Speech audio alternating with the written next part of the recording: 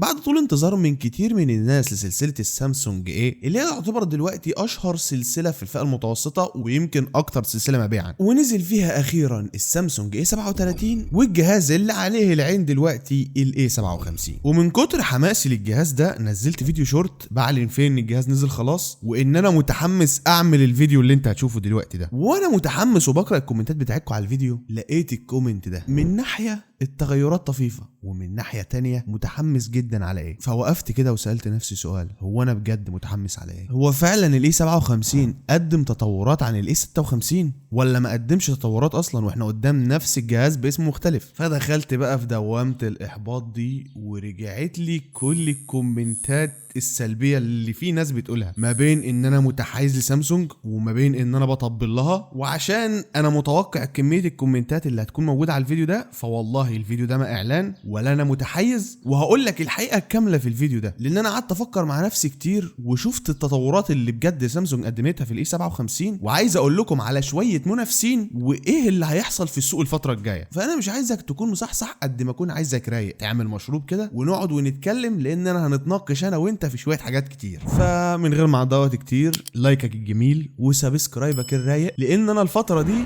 القناه بتمر باصعب لحظه ليها، فياريت ما تتجاهلش اللايك لان ده بيساعد جدا. ويلا بينا صلى على النبي يا ابو حميد. الشاشه بتاعت الاي 56 كانت بتيجي من نوع سوبر اموليد بحجم 6.7 انش، اما شاشه الاي 57 الجديد برضه بحجم 6.7 انش ومن نوع سوبر اموليد بلس، وده تقريبا التجديد الوحيد اللي سامسونج قالته، من سوبر اموليد بقى سوبر اموليد بلس. انما غير كده فهي هياها نفس الشاشه اللي بتيجي بابعاد 1080 في 2340 بكسل بمعدل كثافه بكسلات 385 بكسل لكل انش، ومعدل ريفريش ريت بيوصل ل 120 هرتز، وسطوع عادي 1200 نتس، وسطوع تحت الشمس بيوصل ل 1900 نتس، وعليها نفس طبقه الحمايه بتاعت الجيل اللي فات الكورنينج جوريلا جلاس فيكتس بلس. وبالمناسبه دي اعلى طبقه حمايه موجوده على شاشه في الفئه المتوسطه. اغلب المنافسين شبه الاوبو رينو 15 والريلم 16 برو بلس بيعرضوا طبقات حمايه شبه الكورنينج جوريلا جلاس 7 اي، ودي اقل من الفيكتس بلس اللي موجوده هنا. بس شاشه الاي 57 اللي موجوده هنا كارقام فهي يعتبر اقل شاشه فيهم كارقام. كل المنافسين بيقدموا لك شاشات فيها معدل كثافه بكسلات عالي وريفريش ريت اعلى، وافضل جهاز موجود دلوقتي في الفئه المتوسطه في النقطه دي هو الريلم 16 برو بلس اللي شاشته بتوصل لمعدل ريفريش ريت 144 هرتز، واللي يلاه على طول في نقطه الشاشه برضه هو الاوبو رينو 15. بس في ناس كتير بتتضايق مني لما بقول ان نقطه الشاشه دي قليله، وخصوصا لو شاشه من سامسونج. شاشات سامسونج على طول هي افضل شاشات، سواء كان الفئه دي او الفئه الاقتصاديه او الفئه الفلاج شيب، فهي افضل شاشه بتديك افضل تجربه الوان من حيث الكونتراست والفايبرنت وكل حاجه. بس كمواصفات وشاربنس فهي اقل شاشه فيهم، ولو خدت بالك هتلاقي ان الحواف صغرت بالمقارنه مع الاي 56، وده اللي كنا مستنيينه. يعني هي مش اصغر حواف موجوده دلوقتي، بس بقت حواف مقبوله ما تضايقكش، مش ممكن تخليك تسيب الجهاز ده وتروح لجهاز تاني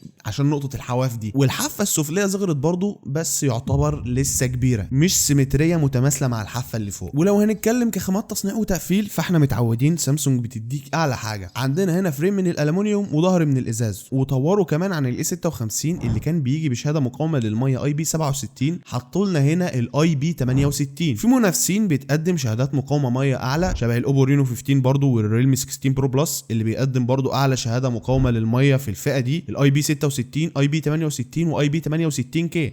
في منافسين بيقدموا لك شهادات مقاومه ميه اعلى. بس كده الاي 57 قدم تطور عن الجيل القديم في الاي 56. طب انا ليه بذكر لك المنافسين؟ عشان نلم صوره كامله عن الاي 57، نشوف فعلا يستحق هو قدم تطور ما بينه مقارنه الجيل اللي فات وما بين المنافسين اللي قدامه دلوقتي في الفئه المتوسطه. بس لما اجي اكلمك دلوقتي عن نقطه انا حاسس ان مفيش فيها اي تطور، والتطور اللي مقدماه سامسونج فيها وحش، خصوصا اصلا من الاجيال القديمه من الاي 55 وكده، هو الكاميرات. هتلاحظ ان معظم المنافسين دلوقتي بيدوك عدسه تيليفوتو. الاوبو رينو 15 بقى بينزل بعدسه تيليفوتو، الريلمي 16 برو بلس رجعوا فيه العدسه التيليفوتو المميزه بعد ما خافوها في الريلمي 15 برو، وكمان الفيفو في 70 فيه برضه عدسه تيليفوتو. على النقيض تماما سامسونج مصممه على العدسه المايكرو اللي ملهاش اي 30 لازمه. يعني السيت اب بتاعه مكون من نفس السيت اب اللي موجود في الاي 56 اللي هو برضه نفس السيت اب اللي كان موجود في الاي 55. عدسه اساسيه بدقه 50 ميجا بكسل بفتحه عدسه اف 1.8، والعدسه الثانيه 12 ميجا بكسل بكسل دي للالترا وايد، والثالثه ال 5 ميجا بكسل المايكرو اللي ملهاش اي استخدام. انا كشخص بيدور على تليفون اهم حاجه بالنسبه لي انا شخصيا هي التصوير، والعدسه التليفوتو شيء لا غنى عنه. بس لما جيت افكر فيها من وجهه نظر سامسونج، وده عشان الناس ما تقولش ان انا بطبل، دي وجهه نظر سامسونج نفسها. احنا خدنا بالنا ان الاي 56 هو اكتر جهاز مبيعا حتى مع عدم وجود عدسه تليفوتو، ورغم ان المنافسين بتوع الاي 56 كانوا بيقدموا عدسه تليفوتو، الى ان هو كان اكتر جهاز متكامل في الفئه دي. وده مش كلامي، ارقام السوق هي اللي بتقول كده، وانت نفسك هتلاحظ النقطه دي. فسامسونج دلوقتي بصلها من حته ان انا لو حطيت لهم عدسه تليفوتو فانا هبيع سلسله الاف اي المين. ده يا مؤمن هم اصلا العدسه التليفوتو اللي في الاف اي عدسه 8 ميجا بكسل. طب ليه يا سامسونج انت مثلا ما تطوريش في سلسله الاف اي الجديده، الاف 26 اف اي ينزل فيه عدسه تليفوتو جديده، وحط لنا العدسه اللي في الاف اي دي في سلسله الاي. بس هي لو عملت الحركه دي هتبقى بتنهي سلسله الاف اي بايديها. بس الحق يتقال، الناس كانت مبهوره بطريقه معالجه الاي 56، واللي ممكن كان بينافسه في النقطه دي هو الاوبو رينو 14 لو نفتكر. بس سامسونج على ارض الواقع يعتبر ما قدمتش اي تطورات في سيت اب الكاميرات في الاي 57. التطورات اللي قالت قدمتها يعتبر حاجه كده حلاوه روح بنزكي بيها عن صحتنا. يعني من ضمن الحاجات الجديده حاجه مثلا شبه البلور فري زوم. هم بيقولوا ان دلوقتي لما انت بتكون بتصور بعدسه الترا وايد وبتنقل منها لبقيه العدسات، النقله ما بينهم بتكون سموز، مش شبه الاي 37 مثلا اللي تحس القطعه موجوده. هل دي ميزه هتفيدنا انا في الاستخدام الشخصي في اي حاجه؟ لا. وكمان التصوير بقى اسرع، يعني انك تاخد كذا صوره ورا بعض بقى اسرع في الاي 57 بالمقارنه مع الاي 56. هل دي هتفيدنا انا شخصيا؟ برضو لا. طب يا رب يبقى في تطور في الاداء. وانا عارف ان معظمكم مش بيحبوا معالجات اكزينوس اصلا. يعني الاي 56 كان بيجي بالاكزينوس 1580، واللي اخد وقت طويل على ما اصبح مدعوم في الالعاب. ده اول ما نزل كان بيلعب ببجي على 60 فريم. اما بقى في الاي 57 فاحنا عندنا الجيل الجديد الاكزينوس 1680. ده معالج بمعماريه تصنيع 4 نانومتر برضو مع المعالج الرسومي الجديد اكس كليبس 550. الحقيقه ان المعالج ده اداء اقوى من الجيل القديم بنسبه 50%. طب يا ابو حميد، في اجهزه تانية بتنافس الاي 57 في الاداء؟ الاجابه هي لا.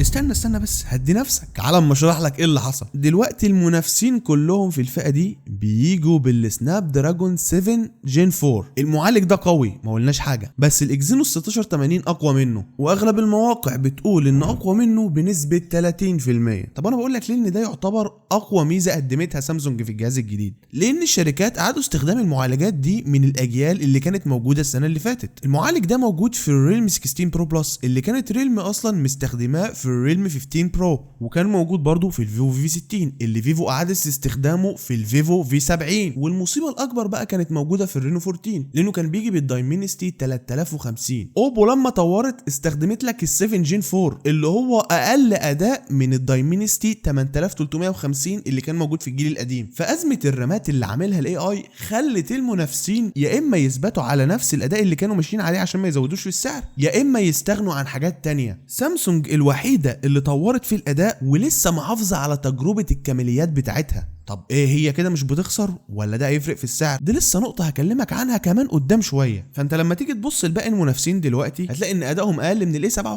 والوحيد اللي قدم تطور في المعالج يعتبر هو الاي 57 لانهم كانوا ثابتين على نفس المعالجات اللي قدموها في الاجيال القديمه. طب ليه هي محافظه بقى على تجربه الكماليات؟ لان الاي 57 بيدعم الاي سيم والان اف سي، ونازل كمان بتقنيه الواي فاي الجديده الواي فاي 6 اي والبلوتوث 6. طب انت بتقول لي الكلام ده ليه يا ابو حميد؟ سؤال حلو منك. بص، جهاز شبه الريلمي 16 برو بلس مفيش فيه الاي سيم والان اف سي مدعوم على حسب المنطقه اللي انت فيها، وكمان شالوا منه موتور الهابتك، والكلام ده قلناه في المراجعه اللي عملناها للريلمي 16 برو بلس. وده طبعا عملوه عشان يقللوا التكلفه شويه بسبب ازمه الرامات اللي قلت لك عليها. ومن الحاجات اللي يعتبر مميزه الاي 57 هو الواجهه بتاعته، اكتر واجهه مستقره في واجهات الاندرويد كلها، واللي يعتبر هو الجهاز الوحيد اللي بيجي باحدث واجهه من سامسونج دلوقتي الوان يو اي 8.5، واللي سامسونج وعدك فيه ب6 سنين من تحديث الاندرويد و6 سنين من السكيورتي ابديت، واللي مفيش منافس دلوقتي وصل للمرحله دي. يعني اعلى حد موجود دلوقتي هو الاوبو رينو 15 اللي اوبو وعدك فيه ب5 سنين من تحديثات الاندرويد و6 سنين من السكيورتي ابديت. اما جهاز شبه الريلمي 16 برو بلس فريلمي وعدك ب3 سنين من تحديثات الاندرويد و4 سنين من السكيورتي ابديت. وعندنا طبعا مزايا الاي اي شبه السيركل تو سيرش، وانك تشيل حاجه من الصوره، والصراحه هي مش شغاله بنفس القدره اللي موجوده في اجهزه سامسونج الفلاج شيب. بس عندنا الاي اي بيست فيس، ودي بقت موجوده في معظم المنافسين المنافسين دلوقتي، انك تقدر تعدل وش شخص لو مش مظبوط في الصوره. والكلام دلوقتي اللي بيتقال ان سامسونج كبرت حجره التبريد اللي موجوده في الاي 57 ب 13% عن اللي موجوده في الاي 56، وبيلعب بابجي دلوقتي على 60 فريم وبيديك فيها متوسط فريمات 56 فريم. طب ايه ده يا ابو حميد؟ مش انت قلت لي ان الاداء اقوى من المنافسين؟ ازاي دلوقتي بابجي اداءها اقل من المنافسين؟ ايه ده ما شاء الله، سؤال حلو منك برضو، انت عمال تسال اسئله غريبه النهارده. شبه ما قلت لك على طول، دي حته دعم المطورين لمعالجات اكزينوس. معالجات اكزينوس اقل معالجات بتدعم في الالعاب، فبتاخد فتره على ما يتم دعمها. بس نيجي هنا لسؤال بساله لنفسي وبساله ليكم، معالجات اكزينوس مستقره شبه معالجات سناب دراجون؟ يعني حتى لو المطورين دعموا المعالج ده في معظم الالعاب شبه بابجي وكول اوف ديوتي مثلا، هل اداؤه في الالعاب هيكون مستقر شبه معالجات سناب دراجون او معالجات دايمنستي؟ الكلام ده لسه هنشوفه في المقارنات اللي هنشوفها قدام، اللي سعادتك لسه لحد دلوقتي ما عملتش لايك وسبسكرايب عشان تشوفها لما تنزل. انت اللي مفوت الجديد اللي جاي كله على نفسك. انا قلت لك. وكول اوف ديوتي برضو اللي معظم المنافسين دلوقتي بيلعبوها على 120 فريم، بيلعب فيها على 60 فريم وبيديك فيها متوسط فريمات 58 فريم. اما البطاريه فهيها نفس بطاريه الجيل اللي فات اللي كانت بتيجي بسعه 5000 ملي امبير بقدره شحن 45 واط. استنى يا ابو حميد ما تقولش ليها اقل بطاريه في المنافسين كلهم. انت صح جدع فعلا. وانت قلت لها يا ابو حميد برضو ان الريلمي 16 برو بلس اعلى بطاريه موجوده في الفئه المتوسطه دلوقتي، بطاريه بسعه 7000 ملي امبير بقدره شحن 80 واط. طب خلاصه الفيديو ده يا ابو حميد، الاي 56 كان جهاز متكامل، والاي 57 خلى الجهاز ده بقى متكامل اكتر. هو الشيء الوحيد اللي انا شايفه يعيبه صحيح نقطه الكاميرات، ان مفيش تحديث في سيستم الكاميرات، انما الشاشه انا ممكن اتقبلها عادي لانها شاشه من سامسونج. غير كده فاحنا عندنا تطورات في الاداء، والبطاريه يعتبر كويسه لان واجهه سامسونج موفره في البطاريه. التطور يعتبر بسيط بالنسبه للاي 56 بس التطور موجود. يعني هنلاقي المنافسين بيقدموا لك نفس الكاميرات نفس الاداء كذا مره كل سنه، ممكن يطوروا في البطاريه شويه، يطوروا في الشاشه حاجات بسيطه، بس سامسونج لسه ماشي على مبدأها اللي معودانا عليه، اللي احنا مش متوقعين منه اي جديد اصلا. تطور ثابت في الاداء، نخف الحواف كل سنه. وفي ناس ممكن تشوف ده عيب وانا متفق معاهم، ومش تطبيل خالص شبه ما بقول لك اهو، بس مش ممكن تعمل شبه المنافسين وتنزل لك نفس المعالج هو كل جيل. طب الجهاز ده يستحق ان انا اسيب الاي 56 واروح للاي 57؟ لا. طب نشتريه عن الاي 56؟ لو انت بتشتري جديد اشتريه عن الاي 56. اما الحاله الوحيده اللي انا ممكن اشتري فيها الاي 56 واسيب الجهاز الجديد ده هو الميزانيه. لو انا ميزانيتي مش سامحه فانا تقريبا هاخد نفس التجربه المتكامله من الاي 56. اما لو بشتري جديد فهروح على طول للجيل الجديد. ايه المنافسين اللي بينافسوا الجهاز ده؟ واحد من ضمن الاجهزه اللي انا شايف هينافس الجهاز ده بقوه هو الاونر 600. الاونر برضو عماله تخربانه علينا، تنزل جيل في الصين وبعد كده تنزل لك الجيل اللي بعده عندنا، والجيل الاونر 700 هينزل في الصين والاونر 800 هينزل عندنا. فدي اسطمبه اونر المعروف. واحد برضو من المنافسين الشرسين جدا جدا للجهاز ده هو الاوبو رينو 15، واللي ممكن ينافسه برضو الريلمي 16 برو بلس. وممكن نشوف الريدمي نوت 16 برو بلس الجديد هيعمل ايه مع الريدمي نوت 15 برو. في منافسين كتير ليه بس الشرس جدا هو الاوبو رينو 15. طب انا عايز اسالك دلوقتي يا ابو حميد عن اهم سؤال في الفيديو ده كله، هو السعر هيزيد عن الاي 56 ولا هيكون هو؟ السعر ممكن يزيد تقريبا من حركه ل 1000 ل 2000 جنيه، لان النسخه ال 256 جيجا مع 8 جيجا رام سعرها زاد حوالي 30 يورو عن سعر نشر الاي 56. فتوقع طبعا ان هيكون في زياده بالسعر بالمصري. واتمنى ما اشوفش الكومنتات اللي انا قلت مش عايز اشوفها، وما تنساش تعمل سبسكرايب عشان في فيديوهات جامده جدا جايه ومقارنه جامده جدا هتنزل ما بين الرينو 15 والريلمي 16 برو بلس. اتمنى انك تشوفها. وبس كده اكون انا خلصت. ما تنسانيش بقى من الشير واللايك والسبسكرايب. اشوفك الفيديو الجاي. سلام.